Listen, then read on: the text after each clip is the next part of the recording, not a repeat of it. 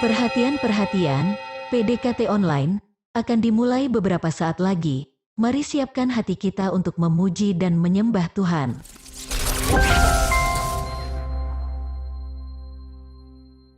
Shalom, Sobat DC Ministry yang dikasihi Tuhan. Senang sekali bisa berjumpa kembali dengan teman-teman semua pada PDKT online hari ini. Dimanapun dan apapun kondisi kita hari ini, saya mau mengundang kita semua untuk menaikkan syukur kita kepada Tuhan. Sebab hanya Dialah pribadi yang paling mengerti segala sesuatu yang kita perlukan di dalam hidup ini. Mari bersama naikkan pujian, Bapa ku naikkan syukur.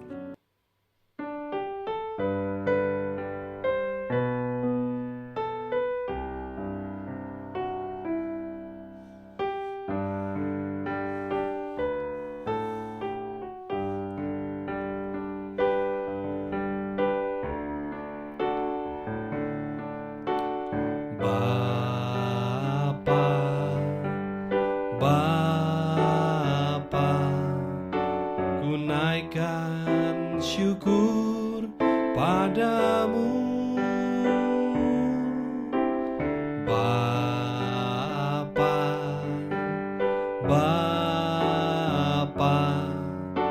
ku sembah sujud kepadamu. Sungguh besar dan kudus namamu, Bapa.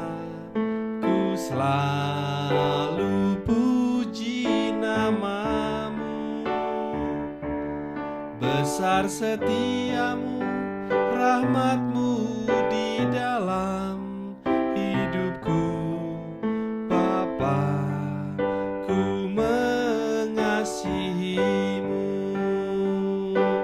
Sungguh besar dan kudus namamu, Bapa, ku selalu puji namamu. Besar setiamu, rahmatmu di dalam hidupku, Bapa, ku mengasihimu.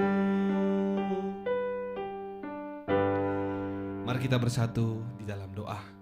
Tuhan Yesus, terima kasih ya Bapa buat kasih dan rahmat-Mu Tuhan bagi kami sampai dengan pada hari ini Bapa. Semakin hari kami semakin menyadari Tuhan bahwa kami tidak mampu jikalau Tuhan tidak bersama-sama dengan kami. Oleh sebab itu ya Bapa, kami rindu untuk mendengarkan sharing daripada firman-Mu Tuhan. Berkati lidah dan bibir hamba yang menyampaikan firman-Mu, sembunyikan hamba di balik salib-Mu. Dalam nama Tuhan Yesus, mari kita sama-sama yang berdoa dan mengucap syukur, katakan amin. Hari ini sharing firman yang akan saya sampaikan berjudul Memandang Masalah sebagai Sebuah Kesempatan. Sobat DC Ministry yang dikasihi Tuhan, selama hidup pasti setiap orang pernah mengalami yang namanya masalah, bukan? Baik itu masalah yang kecil maupun yang besar. Masalah di dalam keluarga, keuangan, sekolah, kuliah, dan macam-macam masalah yang lain yang mungkin pernah kita hadapi. Masalah seringkali menjadi penghambat tercapainya kesuksesan seseorang. Dan menurut saya pribadi, pemikiran tersebut adalah suatu hal yang wajar. Karena masalah kerap kali membuat seseorang mau tidak mau harus memperlambat langkahnya di dalam mencapai sesuatu. Bahkan masalah bisa sampai-sampai menghentikan langkah sebagian orang tertentu sehingga mereka gagal meraih apa yang mereka impikan.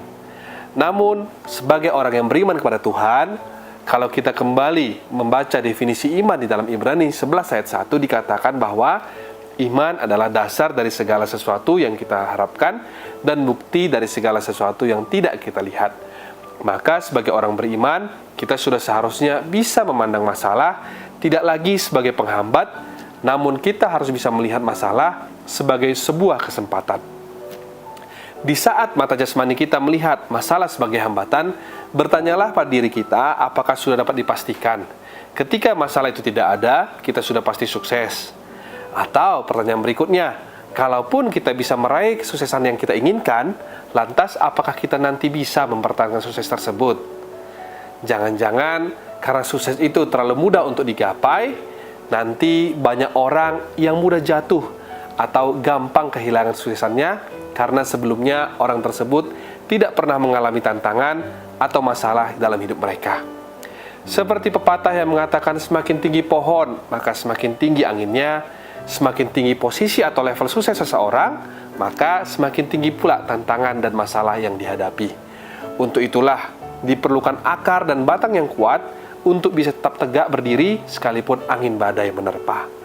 Bagaimana caranya? Salah satunya adalah dengan menghadapi berbagai macam tantangan ataupun permasalahan yang akan membentuk karakter seseorang menjadi pribadi yang kuat dan siap untuk menghadapi perkara yang jauh lebih besar di depan nanti. Oleh sebab itu, jangan anti terhadap masalah.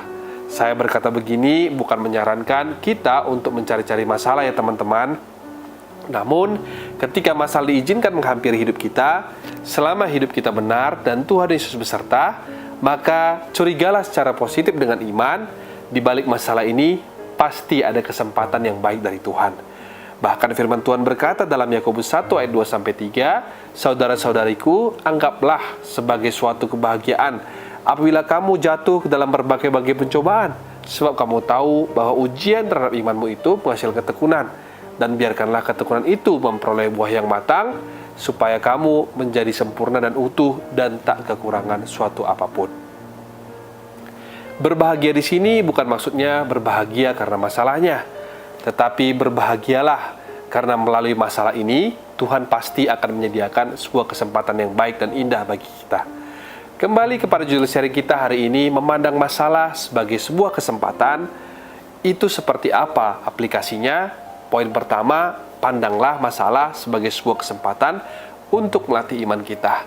Bagaimana seseorang mau melatih imannya apabila ia tidak menghadapi masalah?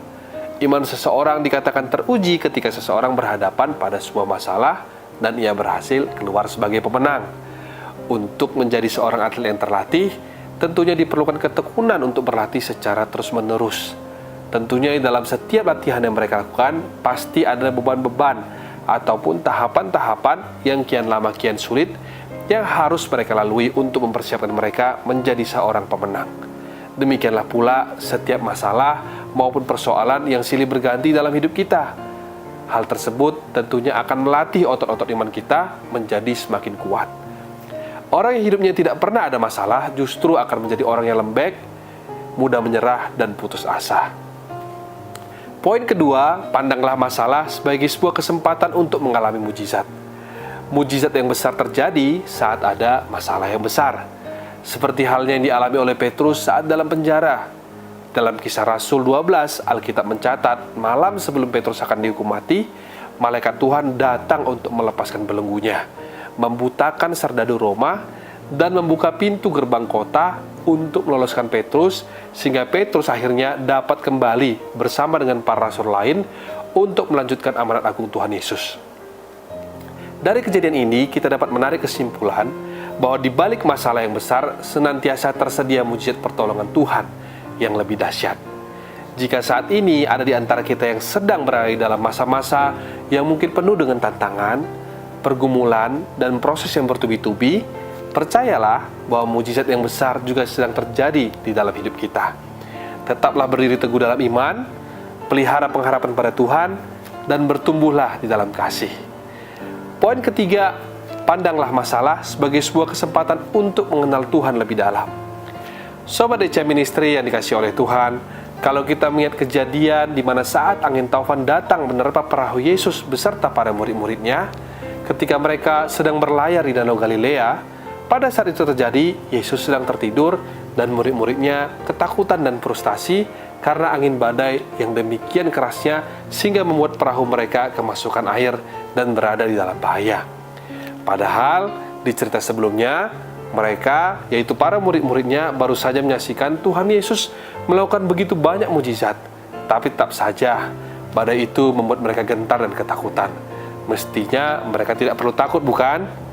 Sampai akhirnya Yesus bangun, lalu menghadapi angin dan air yang mengamuk itu, dan menegur mereka dengan bertanya, "Di manakah kepercayaanmu?" Badai taufan atau masalah saat itu membuat para murid frustasi, takut dan gentar. Namun apabila kita berharap penuh pada Tuhan, melihat dengan cara pandang Tuhan, justru melalui masalah inilah kita akan memperoleh kesempatan untuk mengenal Tuhan lebih dalam. Seperti para murid-murid Tuhan Yesus, demikian juga dengan kita yang akhirnya kembali belajar suatu hal bahwa Tuhan Yesus bukan hanya berkuasa atas sakit penyakit, kematian, maupun atas iblis. Lebih daripada itu, kita juga belajar bahwa Tuhan Yesus juga berkuasa atas segala apa yang terjadi di alam semesta ini. Pengenalan murid-murid akan Tuhan Yesus kembali diperbaharui melalui peristiwa angin taufan yang mereka alami.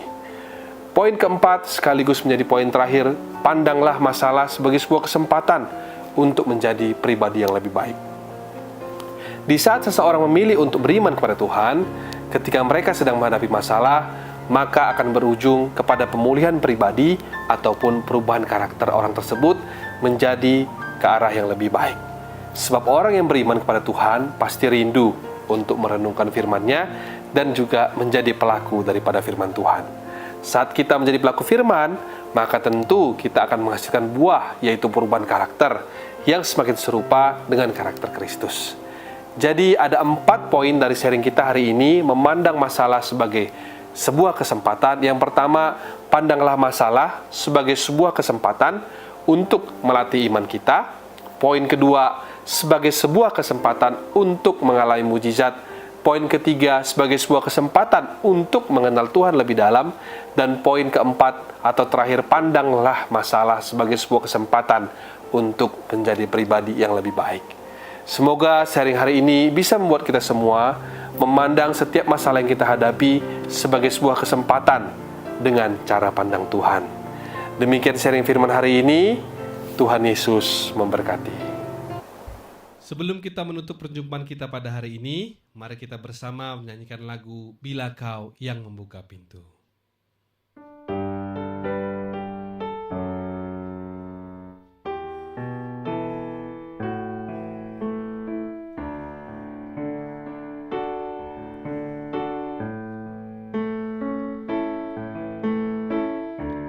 Segala perkaraku ku serahkan padamu,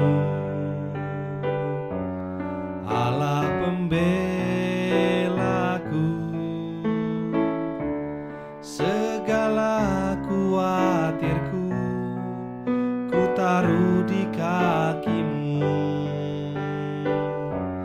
Allah pemeliharaku. Bila Kau yang membuka pintu, tak ada satu pun dapat menutupnya. Bila Kau yang mengangkat aku, tiada yang dapat merendahkanku.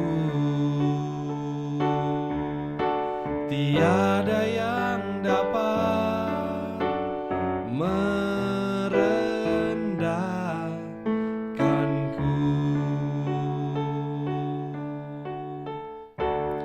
Mari kita bersatu di dalam doa.